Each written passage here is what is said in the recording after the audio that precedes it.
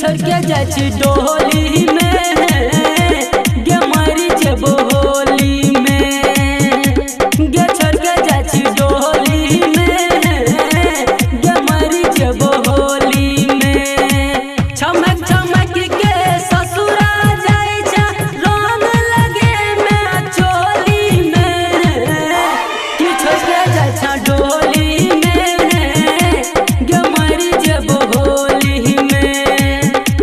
कि छोड़ के जाय छ डोली में कि मरी जेबो होली में। डीजे गुड मधुबनी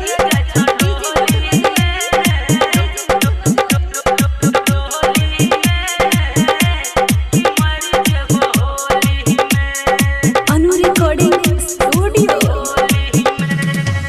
बेलौने लाजो शादी करै छी होली में हमरा छोड़ के जाय छी बेलौने लाजो शादी करै छी होली में हमरा छोड़ के जाय छी तोरा एहन माल नहीं देखलो एना करबी हम की करबो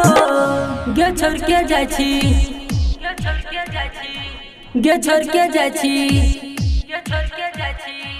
गे छोड़ के जाय छी डोली में गे मरी जेबो होली में गे छोड़ के जाय छी डोली में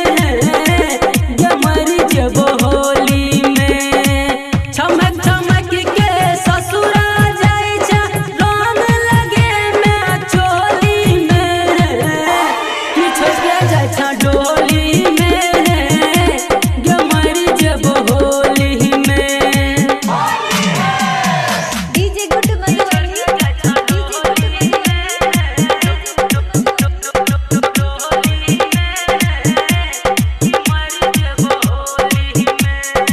अनु रिकॉर्डिंग स्टूडियो मुन्नीलाल बिहारी से केला खेलवार के राइटर अर्जुन से केला लाल के